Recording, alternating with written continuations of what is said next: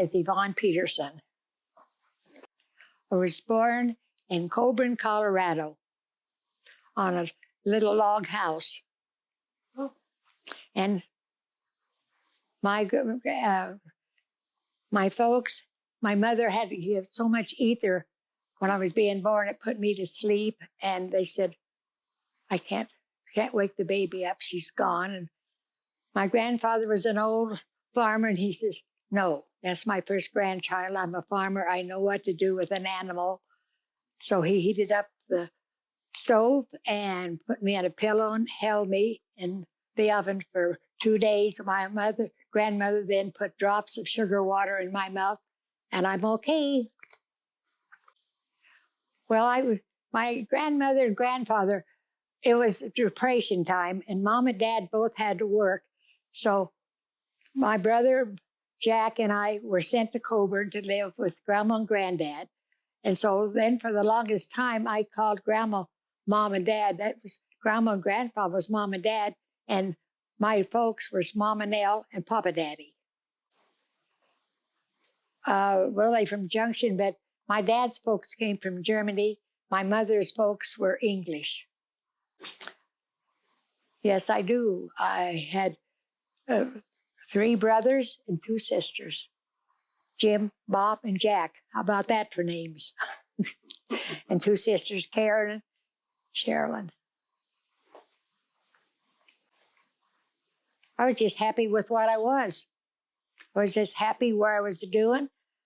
I think I had a very wonderful childhood. I can't remember anything happening that I didn't like. Well, of course, growing up in Coburn, I can remember when my dad was, of course, a cowboy and sheep mitten. He wouldn't have anything to do with the sheep. But when I was with Grandma and Granddad, when they brought the herds of sheep, there always used to be a little lamb or 2 that the guys were carrying that they had lost their mom. They didn't know where it was. And us kids would sit there. They'd come by and say, hey, you 2, you want these lambs? And we came up with about 7 little lambs, and we loved those little devils. We fed them and named them. Thought they were pretty nice, and we knew we had to sell them as soon as they got big, but that was okay. He worked in Junction for a maintenance man mostly. He'd been a cowboy. He'd been raised on Glade Park, and he was an old cowboy at the time. But when he married my mom, because she was a school teacher he met, that was quite a deal. And they came to Junction to live, and he worked for the city, doing odd jobs, repairing things.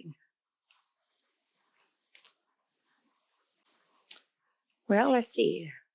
I went to Little Creek one year, then I came down and went to Lincoln Park 1 year. And then I went back up to Coburn to Pleasant Valley because Mom was going to teach there. So I think I moved around 2 or 3 times, but it was what I liked. There were 1-room schools. All 8 grades were in 1 room. We came down to Fruita in 79. And it was the first time I went to a school. I was used to all the grades in 1 room. And I came down here in Loma, and it was the 7th and 8th grades. And the kids were noisy. If the teacher left, they yelled. I wasn't used to that. I wanted to go home. I did not like Loma. I wanted Coburn. Well, afterwards, I've raised long enough. I saw the people. I really do like Loma. And I like Fruita because my old high school is still here. They call it something else, but it's my old high school. Well, it's closed, really. It's one of the schools that, of course, one of the schools that they closed. But so now, but I'm hoping the city will buy it because it's a beautiful building. Yes, I didn't go to college till I was 50. I was working for the Department of Energy, and one lady was making $3.50 more an hour than I was. And the only reason was she had a college education. So I went and talked to my supervisor, and they sent me to college and paid for it. The Department of Energy did. But I did like to write stories down and keep history. And it seemed from the very beginning I kept little stuff down that I thought was important. I worked at the Department of Energy. That's with the ore came in, all the uranium ores and all the things, and that's where they stored it and checked them out. Oh, from all over. And this Department of Energy was in Junction, and it was they brought it down there to sample it to see what it was and how great it was. Yeah, they did some. That's funny. They always talked about the one place I worked. It was where they stored the most uranium ore. So I said, well, I won't get cancer because I've already been around the uranium, so I'm okay.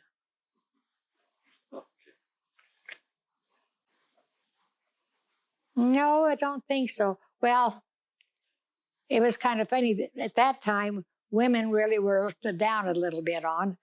And this one guy that came from overseas, well, they thought women much, but I had to do all his photography. And pretty soon he come up to me, he says, I think you're okay. Aha, I think you are. And that was something coming from him. He was from Iran. Well, when I first got out of high school, my mom decided there was an airline school, and it lasted for six weeks, I think. And she was in Nevada. She signed me up for it, and I went and took it. But then I was only 19, and you had to be 21 to have a license to do any of that stuff. So I came home, and I needed a job. And I happened to know this one neighbor, and she says, why don't you try the telephone company? I went over, and they had one girl leaving, so they put me on. We did everything. If there was a fire, they called in, and we had to tell them where it was. If there was a police thing, or no matter what, like my boss said, if the telephone girls don't know it, it ain't worth knowing. We had 2 things hanging down, and one was for lights and one was for the siren. Because one night, about 3 a.m, I made the mistake of hitting the wrong thing, and I yanked real fast, and all the board lit up because all the firemen said, where's the fire, where's the fire? And I had to say, I pulled the wrong string. I pulled the wrong string. That was the last time I did that, I remembered. Yes, I got married, let's see, 1953. I graduated in 1952. I'd met my husband. His dad had drove the school bus, and I first met him when he was driving a school bus. But he was from Loma, and I knew all his people he ran around with, so I didn't even want to go with him. But my girlfriend came up with a thing that she had a date with him, and she didn't dare go with him that night, so she told me she wanted me to, and I says, no, I've got my own date. And she said, you've got to help me. So I canceled my date and took her, and that was our first date. Then it just kind of went from there a little bit. Your passion? Well, I don't know if history's always been because I used to paint a lot. I love painting, and I painted a lot, and I like that. Well, I like crafts. As things come along, so I changed an awful lot. But in the year 1993, the Fruita High School was 100 years old. And they had come to me and said, Yvonne, I know you were in graphic arts, so can you write a little bit about, so we all got together and decided we were going to celebrate Fruita Union High School's 100 years old. And over 2,000 people came. We had them all over, and they all brought these wonderful stories. And I collected some of them, and kind of started out, Mesa, the history place, that mystery, said, no, you can't take any of this stuff out of here because it is copyrighted. We have to hide it. And that I didn't like, so I thought, oh, these guys had brought so much. I had $4,000 left over. I'm going to put it into saving all these stories. And I went down and asked the city if I could have a place to store them. They said, well, yes. They'd let me have one room upstairs in their old civic center, which was a school at one time. So that's how it kind of started. It was just people brought their stories to me then. Everybody, if somebody died, they'd say, "Oh, my mom collected all of this stuff. We've got 2 or 3 boxes." I said, "Oh, bring them." I ended up with dead people all over my kitchen going through boxes. But that's how we got our thing going. It was the people actually talking and bringing the history. That's how it came about. Well, we just keep building it. I don't think a month goes by that somebody doesn't bring something around that as actually is history about Fruita, about their folks worked here or they did this or that, and it does build. Years. Well, I think we're going to need more room, but then there is, and the folks, I think, I dream big. I think, well, there's going to come a time when I'll get another room and it'll add because I don't want to stop. If anything if you want to come up and look, we probably have something on everything. We've got every business. I mean, everybody comes in. We've got books. It's spiral books just with the, no, and there's nothing that we have that's copyrighted. History has to be shared. Specialized. Well, the Lower Valley really starts at Appleton, clear down into Utah, and 3 steps over. Anything up there, there's no copyright. If you see something, we've even got 2 copiers up there because history has to be shared. Well, a lot of times if they see their house, we have all the pictures, lots of pictures when the houses were first built. And they'll come up, they would like to get more research on their house. And we got all the books on schools and things. Some people come up, I want to see what my mom and dad did, what my grandparents did. So it can be people, or place, or thing. Where you can donate any money you want. What we really like, and is working good, the only money we haven't come in is tin cans. That sounds kind of stupid, but we have a guy that takes our cans in. We are doing good on tin cans. And we've got people from Junction that bring their cans down.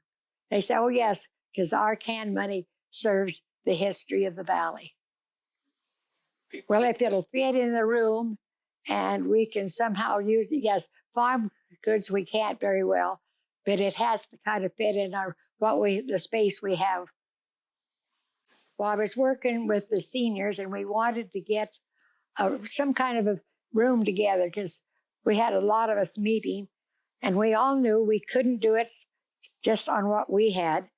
So we went to the city and talked about having a community center, but the seniors had the money that they needed to get the grant. So that's how we started. We really started getting the senior center. If it hadn't been for the seniors, it wouldn't have happened. When they first started it, they came to me and they said, "Yvonne, you have the room and all. Will you be on the board?" So I was put on the board when they first started. And so I think that's the reason that is because the Preservation Board is so great in what they do, but they do rely on our room an awful lot for information. I'm trying to think. We make plaques, and we've had the different houses that we put on the historical register. You had to have a house over 50 years, had to have some historical reason for doing it. It's to look about the history of fruit and what we could help go and help it move forward. The headless chicken, I think, was one of the things they came out with. So it's whatever fruit they have different months that they celebrate. The plaques are on the houses. If a house is registered in historical, we have a plaque made. Well, during World War II, after World War II, it seemed to be quite prevalent that for each school they would send one of those old those aircrafts. And so we had one down there. I cannot find anybody that has a picture of it. All the boys loved it. It was a PT, I can't remember what it was. See, I'm not as good on it, but a boy could tell you exactly what it was. Well, I think Morris, we're changing to a bedroom city. So many of our houses are being turned into the house where you rent a whole house instead of just renting it, going to a motel or something. But they're being rented and owned by people not living in Fruita. So many we're losing them. We're getting houses. I've seen, I don't know how many and I can't remember what they call them. But they house the whole. Go in and you rent the whole house, maybe for a day or week or what do you want. Then you have the whole house. But there's so many of those coming in, but they're not rented by Fruita people. I see it. I see more and more out of town being owned by Fruita. And bikes have come in. I call Fruita the B&B town, bikes and beer. At time when Faber founded this town, there would be no liquor ever sold in it. Now we got beer joints all over. I just enjoy Fruita. I love here. I like the people, and now I've got a good board helping me in the room, and it's coming around good, and I just enjoy it. I really do.